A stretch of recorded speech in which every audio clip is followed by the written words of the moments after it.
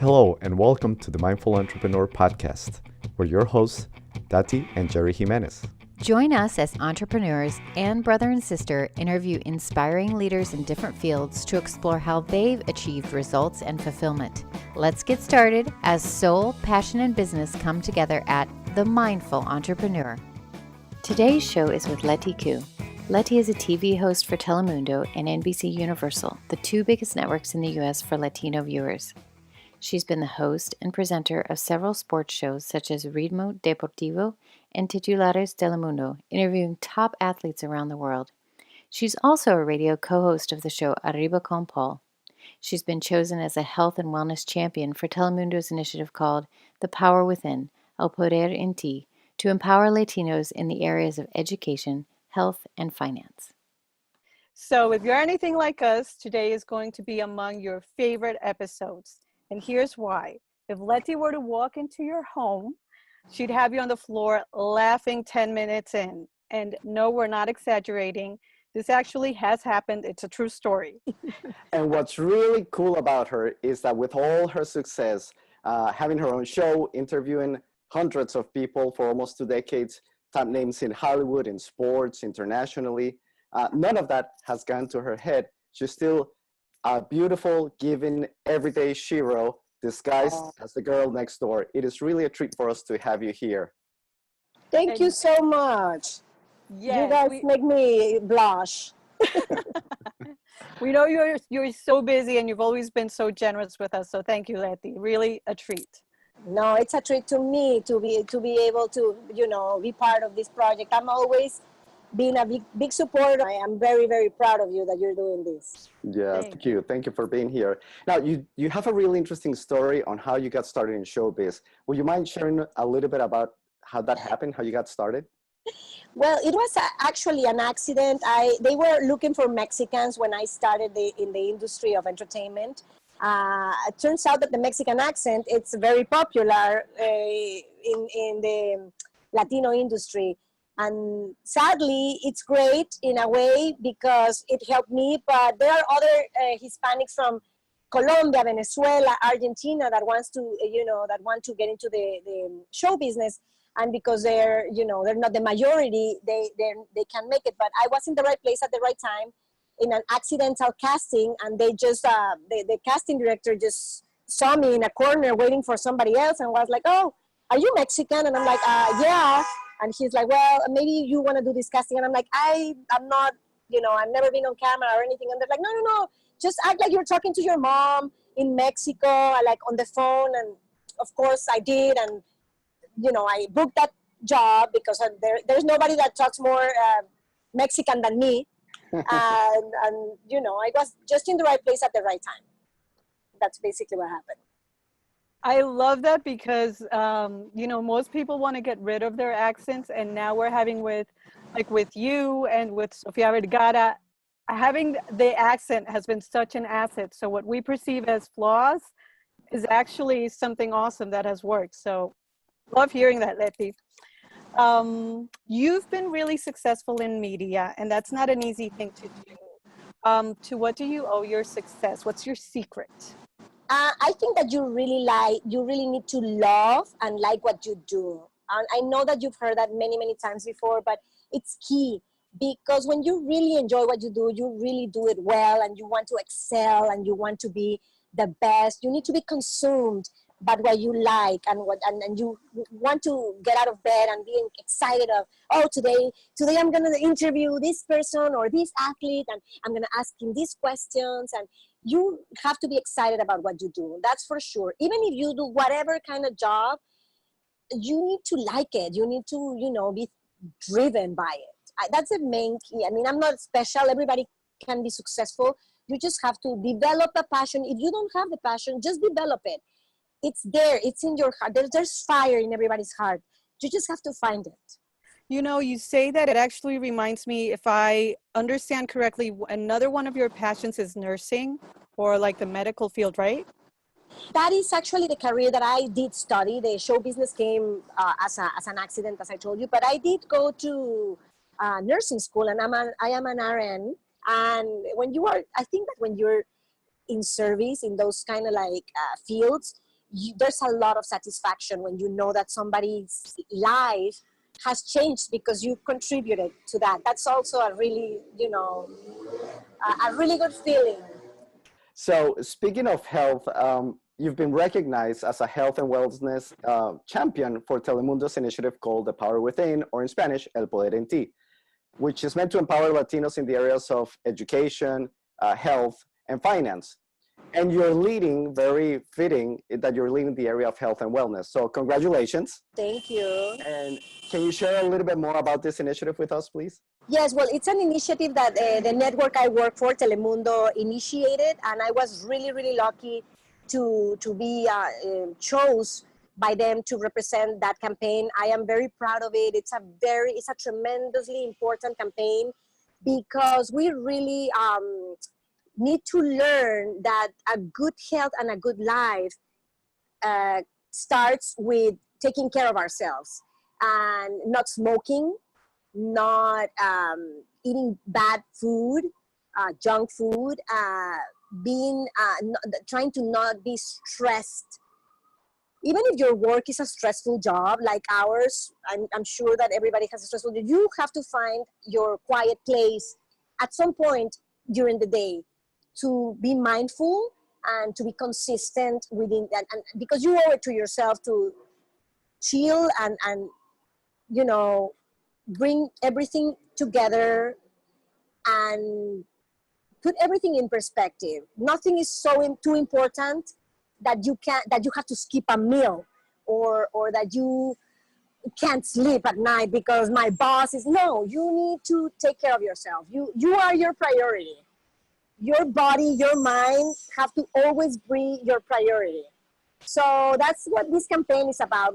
We're bringing awareness mainly to the Latin community, to the Hispanic community, because we tend to eat whatever, and we work really, really hard in many walks of lives, and at some point you have to, you know what, I'm gonna take a break, or I'm gonna drink an orange juice today for a change, or I'm not gonna take 7 or 10 cups of coffee. And it's important. So yeah, that's what El Poder en Ti it's about. Well, thank you. Yeah, and very, I think, fitting to take care of what you said about taking care of your mind and your body. And sometimes, and I'm guilty of it, we forget about it. So thank you for the reminder. It pays off like you have no idea. When you take a little care of yourself, you do like 5 minutes of exercise, and you, instead of going to the drive-through, you take like, a sandwich made, a homemade meal to your work. At the end of the year, you're like, you know what? I'm not looking that bad. I look great. I feel great because I put a little bit of effort, and your body is really grateful. It gives you so much back if you take care of it. So yeah. That actually reminds me of back when we went to a yoga class and I was just starting out. And Leti is like the fittest person you can imagine. No! You are, seriously.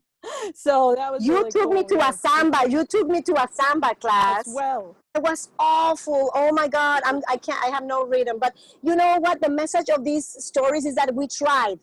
We tried. You went to yoga. I went to Zumba. And that's all you need, to get out there and try. And that's like the half of the battle is won once you get out there. Get out there with a friend or by yourself. The intention is what counts. That's so true. I love that. And speaking of, when you were saying that you are your own priority and you need to make yourself your own priority, I think you are such living proof, and you are a living example of that. And you live the boldest, biggest, brightest life that I probably know, up close. You are like, you have so much fun. So inquiring minds want to know, number one, is that why you got your nickname Leti la Intrépida, or Bold Leti? I've seen that flying around in social media. No, Leti la Intrépida was a segment that I started with. I used to do crazy stuff like extreme sports, and they used to use me as a stunt for a show that was called Ritmo Deportivo that lasted a long time. And I was just like a guinea pig. They would make me do all kind of activities, extreme activities. And I wasn't used to that. And I was really, really scared all the time. And that was the point to show how someone could be really scared about doing this and that. That's why Leti La Intrépida comes in. But my zest for life comes from just staying positive. I am like everybody else. If somebody does something wrong, I get really affected. If a boyfriend or somebody breaks up with me and I have a problem with a friend, I also get really sad. But I really try, and I am very focused in maintaining my mind positive. I fight with all my might, all negative thoughts all the time, all negative vibes. I don't like to be around people that are negative influences, or that don't take care of themselves, or they do drugs, or they smoke. I stay away from all that kind of crap. And that's the secret of really being happy, because again, it's the same with the body. You have to fight for your own well-being. There's a lot of stuff going on in the world. There's a lot of bad things. There's bad politics at the moment. The weather situation is terrible. And I'm well aware of everything, and I read and all that, but I make a decision every day to stay positive, because that reflects in everything that you are or do. Your work gets affected, your relationships get affected. So yeah, it's a constant battle, but I think we can win it. You just have to really, really fight the bad vibes and the bad influences and all that stuff. No, not with me. I cancel all kind of, when somebody says something negative or whatever, in my mind, I'm like, I reject what you say. I respectfully decline whatever your opinion is. But really, you have to, because everybody now has something negative to say about something, and I stay clear. I love that that image that you know, of like pulling something down. I remember you showed me a technique a while back. If someone's showing you like a bad vibe or something, you said something, and I remember it stuck with me, about pulling the shade Cierro down. persiana, cierro la persiana. Te cerré la persiana. Sí, no, I close the shade. No. But they don't know it. You don't need to be rude or like, oh, but in my mind, I already shut you down. You don't exist anymore because you're too negative and you have nothing good to say. And I don't need people like that in my life, or I don't want to. And you have the good thing is that we all have the choice to select who we talk to and who we hang out with. No wonder she's always having such a great time. So just curious, with all the experiences you have and all the crazy stuff you've done and all the positive vibe that you create around you, what's been like the most fun thing that you've done? I gotta say, honestly, I'm a very simple person. I just love to be surrounded by my dear friends. And we can be anywhere. We can be, in a Mexican restaurant having tacos. And it's just like, I'm all into my friends. Whoever they are, I just love to be part of their lives. And I'm someone that listens to what they have to say. And I think that enriches my life a lot. I am not someone that is on the phone when I'm with someone. I don't text all the time. I'm not obsessed with social media. I enjoy people. And that gives me a lot of satisfaction, because it's really great to just, enjoy your friends and listen and tell stories. And so, yeah, there's not a particular occasion, but just people in general are my thing. So that's actually a great segue into the next question I had for you, because some people in our audience are coaches, speakers, leaders. And for those of you listening, if you can't tell by now, Leti has a gift for connecting with people, both as a TV host and also in her personal life, as she just shared. So Leti, how can someone listening right now learn to connect more with their own audience? I honestly think that being honest and being sincere, it's a great way to start. There's a lot of fake right now that is very successful. But I don't think that's the way to go. Even if now they are people that are influencers, you see that they have a lot of followers and a lot of people being impacted by them. I don't think that's the way to go in the long run. I think that being transparent always pays off. It has worked for me, but then again, I have never chased fame. I've always chased success.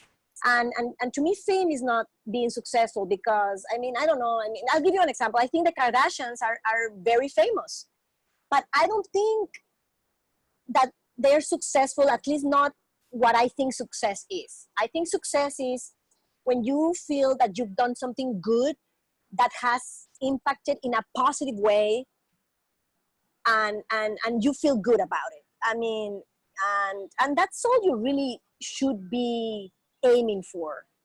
I mean, that's my opinion. Of course, there's many people and there's many perceptions of success. But again, I mean, going back to your question, I think being transparent, being as honest as possible with what you say, and not trying to fake anything, just be you. And there's a lot of people that are really, me included, I'm reaching out and I'm trying to find authenticity in people and in things and in everything every day. Yeah, great definition of success, by the way. So thank you for sharing that. I like that what you said about having an impact. It really is a good way to live a life. So That's why she's on the Mindful Entrepreneur. So Leti, now, you know, in terms of getting real and being authentic, surely you are, and you say, you know, I'm like everybody else. We all go through different struggles and challenges, as I'm sure you might have had a few. What have been the ones that have defined you and why? I think when my dad passed, I was really, really sad, and I really felt a lot of despair. And that was very challenging, but it also showed me that when you're really, really down and you have something like this something happen like this in your life, it makes you came out of those experiences way stronger, because if you can survive and you can overcome a loss like that of a parent or of a you know, a family member, you really become a better version of yourself if you can overcome that, right? Like some people can't. It's really, really hard for everyone. But when you it also teaches you how to appreciate the people in your life. You start not taking anything for granted when you lose something or someone. When you lose a job too, you know, you're like, wow. It can be a blessing for some, but if you really like what you used to do, you realize that you could have been better. So it really is. I don't think there's negative experiences. I just think there's a lot of lessons, and if you take what they have to offer and learn from them, you always become a better person after something bad that happens to you. And I say bad like this because I don't think there's anything bad. I just think that there's like, it's part of what you need to go through in order to become yourself. So there's been many, many things. I have lost jobs. I have lost friends. I'm just like everybody else. But the message that I want to, you know, tell you is that, there's a lot of things that are going to be challenging at some point in everybody's life, but you need to make the best out of it and become better for that. You know, when you mentioned when you lose someone, I think that's, or a job, or, you know, anything that has to do with grief, I think that is one of the toughest things to overcome. And, you know, there's books and there's steps, but in your experience, how old were you when you lost your father? I was already grown. I was like 22. Well, there's no age for these things, exactly. You know. You can be a 40-year-old person or a 20 or a 10, and still it impacts you forever.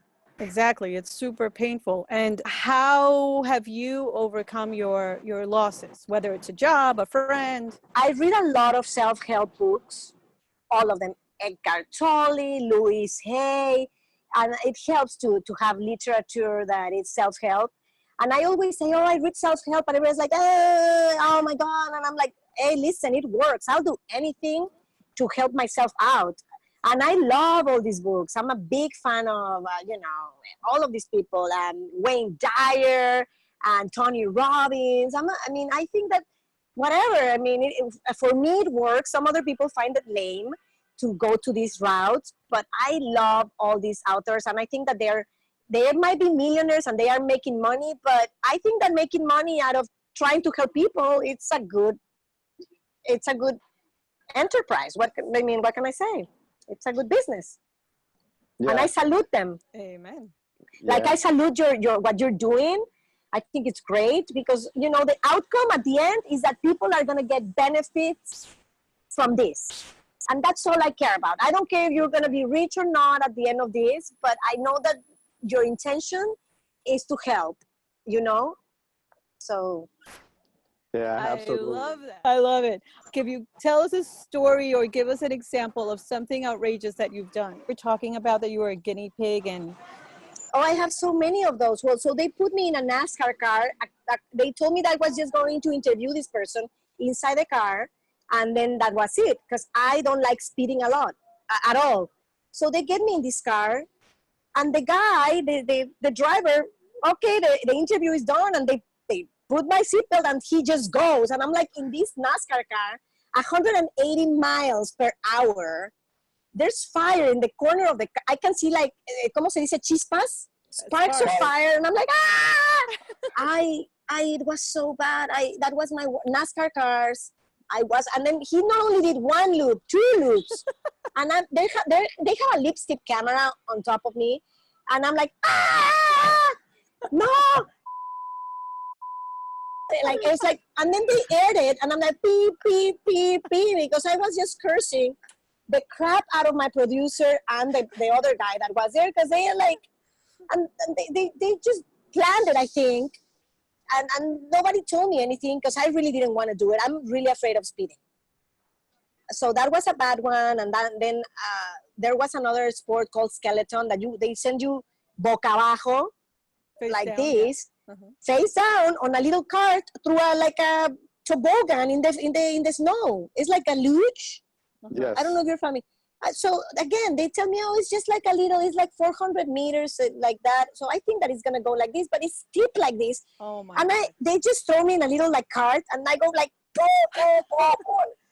again, like beep, beep, beep, beep. You can't air. So at the end, it's not even a good piece because you can't air it, because I'm cursing the whole trajectory of the freaking descent, or whatever you want to call it. So yeah, I'm a city person. I'm from Mexico City. I like to sit down and have a little glass of wine. And like I told you, I love people and talk about everything. But I'm not one to go down in a luge that goes like this, and it's steep, it's like an Olympic sport. Imagine this, an Olympic sport. I'm zero athletic. I like to take care of myself, and I drink green juice in the morning, but I am no Olympian. You did that already, so you can check Olympics done. Yeah, no, that was never in my bucket list. That sucks. I did not need to check none of those things, but whatever. Oh man! But you found the passion. Yeah, just to remember. Yeah, the passion to not do it. The passion to not do it. Yeah, I found that one. Hey, speaking of interviewing people, you've interviewed hundreds of people by now. So for somebody that's starting their show, or hosting a show, what practical tips would you give them to become a master interviewer like you? I'm not a master interviewer, but I think that the main thing, you have to be very patient. Most athletes, in my case, I have always interviewed athletes because I've always been in the sports field. Somehow I ended up in that field, and they are not easy to interview. They don't really need to talk to you. They already have a lot of sponsors. They don't need any media. So you have to kiss a lot of butt and be super nice and be, oh my God. And I'm 5'2", so I'm kind of short, and I'm Latino, so they kind of feel that like they owe me somehow. And I have been very lucky. They have always given me an interview, but I've seen many, many, many people turn down. And if you're not in a big network, also, you don't have a lot of opportunities. So yes, you have to stay outside the hotels. You have to wait 2 or 3 hours for 2-minute interviews. And it's just part of the job description, and I don't mind it anymore, but it's not easy to interview people at all, especially athletes. Athletes are, honestly, if you can go to another field, go to another field. Entertainment is great. Actors love to talk. Novela people love to talk. They actually are eager to be on camera. But athletes, oh my God, it's been a rough career. Really? Great. Yes. I mean, good luck getting LeBron James. He doesn't want to talk to me. He wants to, he just wants to go home and, he could, go after the game. He wants to go home and take a bath, and that's it. He doesn't need to talk to anyone. Has there been a really interesting person that you've spoken to? Yes, there's been many. I think, athletes, I think I had the opportunity really at the beginning of my career to talk to Michael Jordan. He's amazing. I tell you this, the biggest athletes are the best people. Somehow it turns out like this. Yes. They really, like, also actors like, I don't know, Denzel Washington. It's an amazing gentleman. Super nice. They get on time. There's no divas. When you're great, I've learned the people that are really someone, they are humble, they are nice, and they understand that you're doing a job, and they help you. So that's a really big lesson that I have taken with me in this career. There's been many people, but those two, like, I was very impressed of how professional they were and how nice to someone that they don't know at all, and that comes from a Hispanic network. It's a big network, but it's still like a minority. Super nice. Super nice. Yeah. From those of us that are not in the Hollywood scene, it's really great to hear that. I mean, there's a reason why they make it to the top, right? And I think that's because they are the way they are, that the personality is just carries them through. So it's good to have the inside scoop with Leti. You know who's great? Will Ferrell is fantastic. Kevin Costner is great. There's so many people. Magic Johnson is so nice. Some football players that are big legends are really, Messi is very, very quiet, very humble. It's really hard to talk to him because he's so shy, but a great guy. And these are the biggest athletes in the world. Yeah, they're honest to God, they're not that. It's not that they don't want to talk to you. They're just so shy, and they started their careers at age 17. So there has not been a lot of exposure to a normal world. They've always been training. They have been always been coached by people, and they are part of a team, and it's hard for them. And so they start at 17, and when you interview them, they've been like 6 or 7 years in this machine. So they, of course, don't have a lot of social skills, and they don't have a lot of practice talking. They play basketball. They play football. They are boxers. They don't have the whole like talking thing going on, but they mean well, and they're really, really good people. Awesome. So what's next for Leti, or what is your dream, your boldest dream at this point? What are you looking to pursue?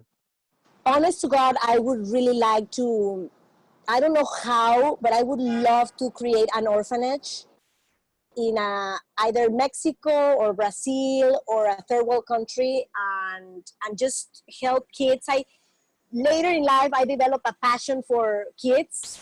I don't have kids on my own by choice, but now I like other kids, like when they're like, when they need help, and when they are so open and they come to you and they look at you with big eyes full of wonder, and you realize that they don't have a lot of means to conquer the world. I would love to provide at least, maybe not the best education or anything, but at least I would like to give them time and be with them and spend some time and explaining them how things work. I don't know, but yeah, I want an orphanage. That's what I really want. We definitely can count on us to support you in any way we can. So, yeah, for sure. Oh, don't mind me if I do. No, not at all. I love your take on giving, Leti, because it's it's spot on, but it's also unique the way you say it. And there's a story behind it where you were so generous, and after our class came back, we came back to cook something, and I always remember because it stuck with me. We were new in our apartment, and I don't cook much. I didn't have whatever it is that we needed, and then the next day you left a gift bag by my doorstep with the glove for the kitchen, which I still talk about because it was so awesome. And then I was like, wow, that was so beautiful. And then I asked you about it. And can you share your take on giving? Well, I mean, I remember I gave you that. I just don't remember what I told you, but I mean, what I can tell you about what I think, and I've always, not always, but I've been thinking like this for a long time, is that, well, when you give something, the real present is for the one that is giving. So I think the more you give, the more you get from life, and it always comes back to you. But I'm not doing this because I want more from life. I just do it because it's really a pleasure it feels so good to give something that you know that somebody needs or doesn't have, that I'm basically doing it in a selfish way because it brings me satisfaction. Yeah, that was kind of what you said. You're like, oh, I didn't do that for you. I did it totally for me, and I loved it. It just benefits you so much. Honestly, it's a universal law. The more you give, the more you get back, and it in such a wonderful way. And it's just like, honestly, is quantum physics. It's just a math. It's nothing that I say. I did not invent this, but it's true. It's proven. I've proven it so many times. You give something, it comes back tenfold. So I really, how do you say? I really invite people or promote that people give more, because you try it. I'm not saying this. You try it and you'll see how it just really, it's like it comes back for sure, and in a much better way, and in a bigger way, and in something that you need. No, so it's great. I would really, will love for people to practice giving more. Absolutely. Great. Thank you so much for being with us. We really appreciate it. You are phenomenal, and your personality just comes through. No matter what media you use, it always comes through. So it's great. Thanks for having me. I mean, I'm so honored and humble about anything as you guys grow more and continue this path.